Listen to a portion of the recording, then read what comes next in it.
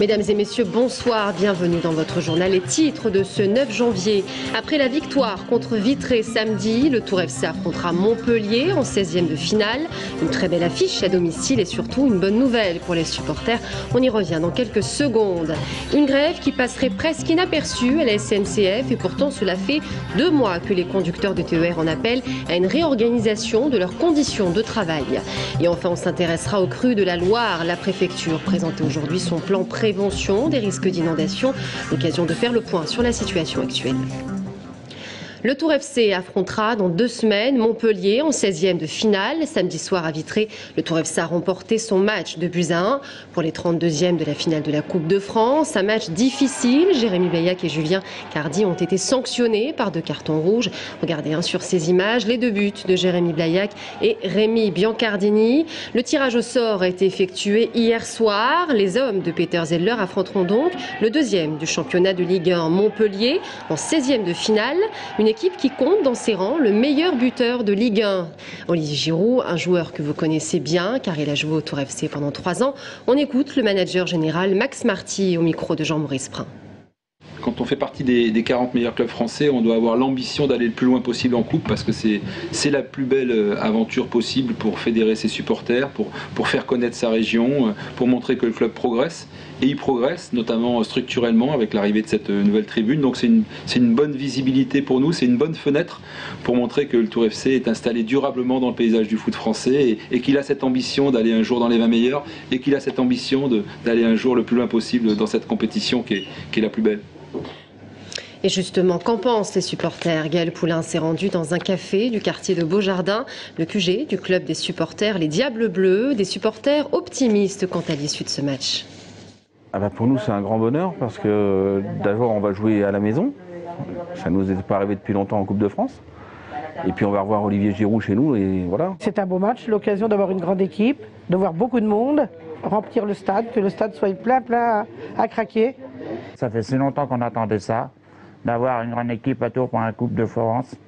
Et en plus, rencontrer notre ancien tourangeau, Olivier Giroud.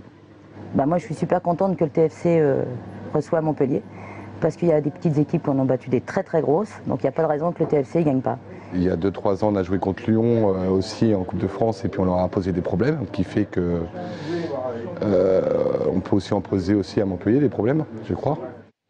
En bref, cet accident dans le Loir-et-Cher ce matin sur l'A10, au niveau de la commune de Centenay. Un poids lourd qui transportait des pièces métalliques a pris feu. Le conducteur n'a pas été blessé, mais il aura fallu l'intervention d'une dizaine de pompiers. La circulation a été régulée par les gendarmes avant de revenir à la normale en début d'après-midi. Une grève passée presque inaperçue à la SNCF et pourtant cela devient une habitude. Depuis 2 mois, chaque week-end, une vingtaine de conducteurs se mettent en grève du dimanche au lundi. Une petite portion sur les 300 conducteurs de la région centre. Et pourtant, ces conducteurs remettent en cause leurs conditions de travail. Le point avec Brian Bock. Cela fait maintenant un peu plus de 2 mois et 10 week-ends que les syndicats de conducteurs déposent des préavis de grève partant du dimanche midi au lundi minuit. Des grèves à répétition en région centre qui passent pour les usagers de la SNCF plutôt inaperçues. Une grève de la SNCF ou... Oui, non, absolument pas. Non, je ne suis pas au courant, c'est inscrit quelque part. Ils ont l'habitude de faire les grèves, alors on est habitués maintenant. On est habitués, sincèrement on est habitués. Oui, j'étais au courant, mais je pensais qu'elle était arrêtée, qu'ils avaient trouvé un compromis en fait, c'est pour ça. Ah bon? Non, je ne suis pas au courant. Attends, j'ai pris le train déjà aujourd'hui. Le mouvement touchant 10% des TER représente environ une vingtaine de conducteurs grévistes. La direction de la SNCF essaye quant à elle de pallier aux absences récurrentes en adaptant le trafic et en informant les voyageurs. Les lignes qui sont impactées, c'est-à-dire par exemple les tours Chinon, les tours Loche, les tours Nevers, on essaye en quelque sorte de limiter la casse. Et si pour une question d'aléa, on ne pouvait pas, par exemple, respecter la circulation d'un train, on met tout en œuvre par des autocars, par des arrêts supplémentaires pour acheminer les clients. Pour ce qui est des revendications des conducteurs, il s'agirait d'un problème d'organisation interne, notamment des changements de planning, mais les syndicats n'ont pas souhaité s'exprimer. La préfecture d'Indre-et-Loire présente aujourd'hui la révision du plan de prévention des risques d'inondation de la Loire. Un plan qui concerne les Val de Tours et Val de Luynes. Des études sont en cours sur plus de 85 km de digues. L'objectif, renforcer la sécurité sur des zones plus précises. On écoute le secrétaire général de la préfecture. La connaissance technique du risque inondation a évolué et il est nécessaire également de prendre en compte l'ensemble des aléas qui sont celui du risque inondation, afin soit de réduire les contraintes qui pèsent sur l'urbanisation de zones lorsque c'est possible, soit lorsque c'est nécessaire et lorsque notamment il y a un risque pour les personnes, pouvoir éventuellement renforcer les contraintes qui pèsent sur la constructibilité de certaines zones. Alors justement, vous l'avez peut-être remarqué, la Loire est haute en ce moment. Une petite crue cette année malgré les fortes précipitations du mois de décembre. Qu'en est-il pour les zones inondables? Comment se préparent-elles face à d'importantes crues? État des lieux avec Anis Michaud. Impossible de se garer en bord de Loire pour cause de crue. Du moins, c'est ce qu'indiquent les panneaux puisqu'en bas, bateaux et voitures sont stationnés côte à côte. La montée du niveau de la Loire a été bien visible cette année puisqu'elle ne s'est pas faite progressivement. On en était encore il y a peu en niveau de basses eaux, puis il y a eu beaucoup de pluie en un temps très restreint, 2 à 3 semaines au mois de décembre. Toutefois, on n'atteint pas un niveau inquiétant. Toutes les échelles sont encore hors de l'eau. On a aujourd'hui à Tours une prévision de cote pour les 48 prochaines heures, dans les 72 prochaines heures, qui reste inférieure à 90 cm en cote, en hauteur d'eau. Or, pour franchir le niveau de vigilance jaune, il faudrait être à 3 mètres. Donc il faudrait 2 mètres d'eau en plus. Tours se trouve donc en vigilance verte pour les prochains jours, et ce malgré un tronçon du fleuve en amont placé en vigilance jaune, celui de la Loire bourguignonne. Mais les prévisions intègrent la situation du cours d'eau en amont et de ses affluents, tels que l'Allier. Du coup, il n'y a pas de quoi s'inquiéter, ni pour la Loire, ni pour le Cher. Et pour ceux en zone inondable, c'est franchement une bonne nouvelle. On est encadré par le petit Cher et le grand Cher, et bien sûr il y a la Loire qui est pas très loin. Donc la conséquence, c'est qu'on est sur une zone aussi où il y a une réceptabilité d'eau, donc une zone inondable sur laquelle il peut y avoir bien sûr des crues. Je ne suis pas inquiet, la preuve c'est que le niveau d'eau est à son plus bas. Il est certain qu'il en est tombé beaucoup. On pourrait penser qu'il est un petit peu plus haut, mais là tout est redevenu calme, normal. Et si jamais 2012 décidait de venir malgré tout ajouter son nom à l'échelle sous le pont Wilson, les véhicules auraient tout intérêt à respecter les panneaux, sous peine de retrouver des poissons sous le capot.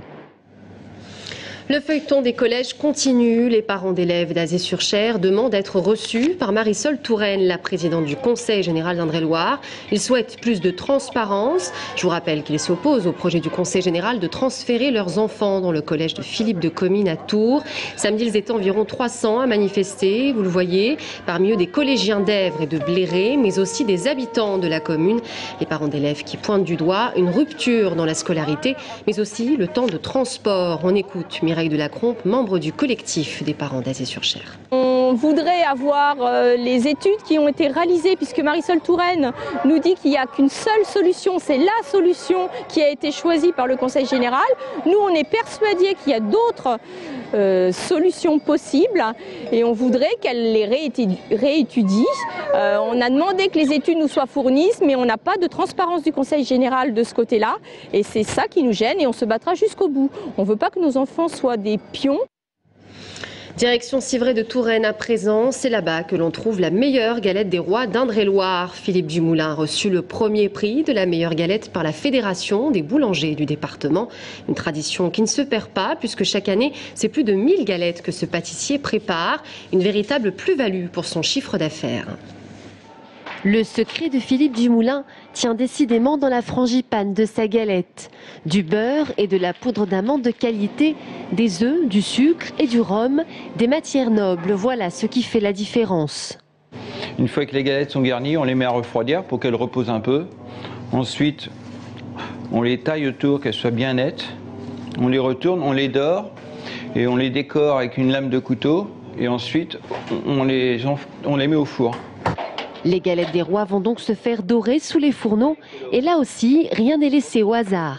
À partir de là, il faut attendre une demi-heure minimum de cuisson, dans un four à peu près à 220-230 degrés. Et pendant ce temps-là, en cuisine, on continue à préparer d'autres galettes. En effet, un peu plus de 1000 seront vendues en janvier, soit 10 à 15% du chiffre d'affaires en plus par rapport à un mois normal. Philippe Dumoulin, lui, est rodé depuis bien longtemps à la tradition. Je suis né dedans, mes parents étaient boulangers, mes grands-parents aussi, donc je suis né dans le pétrin pratiquement. Plus que quelques minutes à attendre et les galettes seront bientôt prêtes. Elle commence déjà à développer et colorer.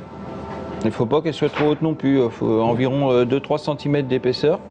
Philippe Dumoulin peut enfin déposer ses galettes dans la boulangerie pour le plus grand plaisir des clients. Alors si vous n'avez pas encore partagé la traditionnelle galette des rois, vous avez jusqu'au 31 janvier pour vous rattraper. Voilà, c'est la fin de ce journal. Merci à tous de l'avoir suivi. Dans un instant, restez avec nous. Guillaume Pelletier sera notre invité de la rédaction. A tout de suite.